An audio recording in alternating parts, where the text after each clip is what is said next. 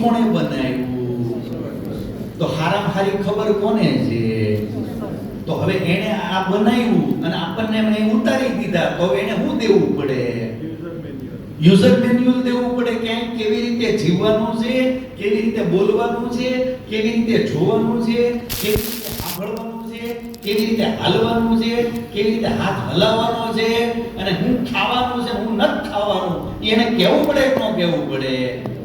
અને એ જે એને કીધું એની ફરફરિયું જે કયો કે એને પેપર જે કયો કે એની જે યુઝર મેન્યુઅલ કયો કે એની જે ગાઈડલાઈનની બુક કયો, એ જે કઈ કયો એને ક્યાં આપ્યું? વેદમાં. એનો મતલબ શું થયો?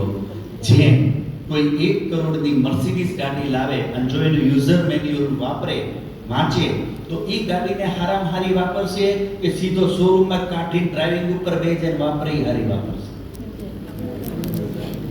કોણ હારી વાપરશે? મારે આ 24 તારીખે નવી ગાડી છોડાવી છે. હું 3 મહિનાથી સ્ટડી કરું છું. 3 મહિનાથી એક ફીચર્સ એના છે હું સ્ટડી કરી રહ્યો છું. એક અને અમારા ભાઈ આનો ચર્ચા કરું. આમાં આવશે, આમાં આવશે, આમાં ફેસિલિટી આવવાની છે, આમાં આવવાનું છે, આ આવવાનું છે, આ નથી, આ ધ્યાન રાખવાનું, આ નથી, આ.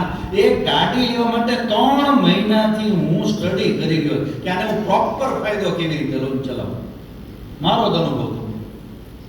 અને એ કર્યા વગર સીધો બે જઈશ તો ગેર પાડતા આવડે જ છે. તો શું થશે? કોણ હારી હલાવી છે? સમજીને હલાવવા વાળો, સમજ્યા વગર હલાવવા વાળો? સીધી વાત. તો હારામ હારું જીવન કોણ હલાવી છે? સારામાં સારું જીવન કોણ જીવી છે? જેને વેદોની સમજ અને વેદોનું નોલેજ હશે ઈ. અને જેને વેદોની સમજ ને વેદોનું નોલેજ નહીં હોય તો શું કરશે? એક્સિડન્ટ કરશે, પોતાને નુકસાન કરશે, બીજાને. શું કામ? શું નથી? કેમ નથી? વેદ કોઈ જોયો જ નથી, ખોલ્યો જ નથી. અચ્છા, આપને હું પૂછી લઉં, આપ તો વેદને માનો છો કે નથી માનતા? માનો છો? બહુ સરસ. અચ્છા, હવે તમને કોઈ એમ પૂછી લે કે ભાઈ માન લો તમે અથર્વવેદને માનો છો. તમને કોઈ પૂછે કેટલા જણા પાસે અથર્વવેદ છે, જરા હાથ ઉપર કરો તો. અથર્વવેદ કેટલા પાસે છે? જરા હાથ ઉપર કરો. બે કે 3 જણા. અથર્વવેદ શું છે તમારો? ધર્મગ્રંથ છે.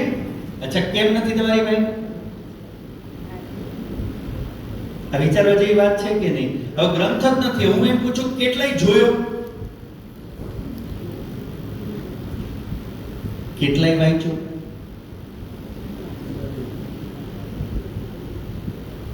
તમે બુકલેટ ખોલ્યું, યુઝર મેન્યુઅલ ખોલ્યું નથી, તમે યુઝર મેન્યુઅલ જોયું નથી. યુઝર મેન્યુઅલ આવ્યું તો છે પણ ખોખામાં કઈ ઢૂંઢતો નથી.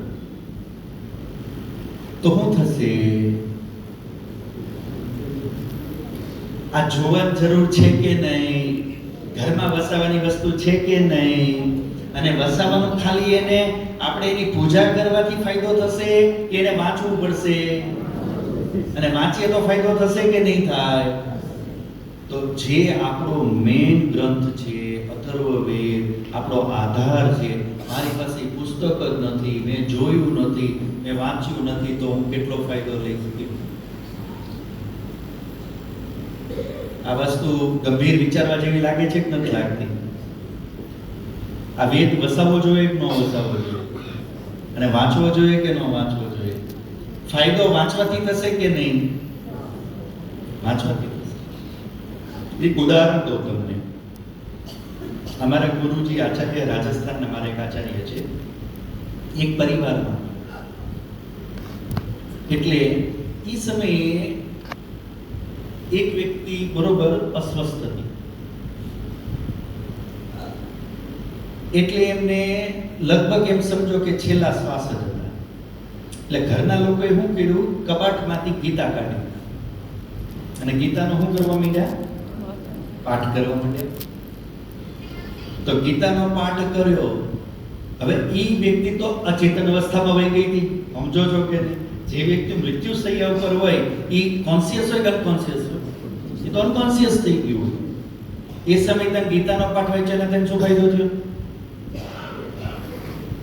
શું ફાયદો થયો? ઈમાનદારીથી વિચાર.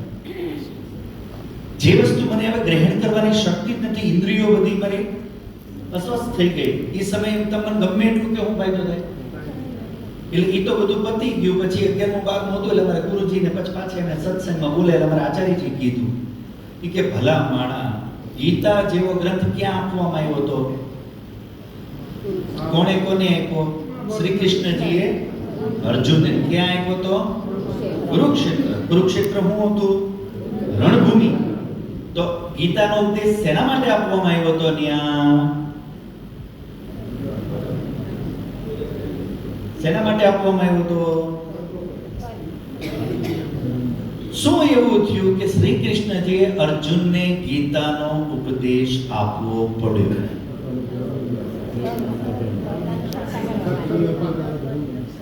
એના કર્તવ્યથી વિમુખ થઈ રહ્યો હતો. એને કર્તવ્ય બોધ કરાવવા માટે તો યુદ્ધ સ્વ, યુદ્ધ કર. યુદ્ધ તારું શું છે? કર્તવ્ય છે. તો ગીતાનો ઉપદેશ શેના માટે છે? કર્તવ્ય બોધ માટે. હવે જરા વિચારો, ગીતા જીવતાજી સાંભળવાની વસ્તુ છે કે મરતા કા? અરે આ જીવન રણભૂમિમાં જ છે અત્યારે. અહીંયા કૌરવો છે, પાંડવો છે, એમની વચ્ચે જ આપણે જીવીએ છીએ. ગીતાના ઉપદેશની તો જીતે જે જરૂર છે કે મારે કેવી રીતે જીવનમાં સંઘર્ષ કરવો, કેવી રીતે મારે ધર્મનો પક્ષ લેવો. હવે છેલ્લા શ્વાસે અંદર ન જતું તો એકદમ ગમે એટલી ગીતા વાંચો, અર્જુન ઉભો થાય, હું થાવ. જીવતા માણસને સંભળાવો તો કઈક અસર થાય, મરતા માણસને ગીતા સાંભળે નું અસર થાય. હવે યુદ્ધ સ્વ થાય એનાથી. હવે તો યુદ્ધ પૂરું થયું. તો સમજવાની વસ્તુ એ છે, આપણને ખબર જ નથી કઈ વસ્તુ ક્યાંથી છે. તો ઘણી વસ્તુઓ ઘરમાં પડી હોય પણ નીકળે ક્યારેક ખોટા ટાઈમે. એમ કે જે ટાઈમે નીકળવી જોઈએ નીકળે. તો એ સમજવાની વસ્તુ છે કે સમય રહેતા એ વસ્તુનો ઉપયોગ કરી લો, યથા યોગ્ય ઉપયોગ કરો. તો વેદ છે વાંચવાની વસ્તુ છે, ભણવાની, શીખવાની, સમજવાની વસ્તુ. મનના વિચારો છે. ઠીક છે, કઠિન અઘરા પડે પણ અમુક વિદ્વાનો હોય એની પાસે વ્યાખ્યા સાંભળવી તો આપણને સહેલા લાગે. તો અથર્વવેદ છે કે વેદ છે, વિચારો આપણા જીવન ઉપયોગી છે અને સાંભળવા જોઈએ અને સમજવા જોઈએ. તો શું થશે? ધર્મનું જ્ઞાન આપણને વધારે થશે. આ જો તમારી પાસે કાંઈ પણ બોલું છું ત્યારે કંઈ ફાંકી કરું છું. હવે આ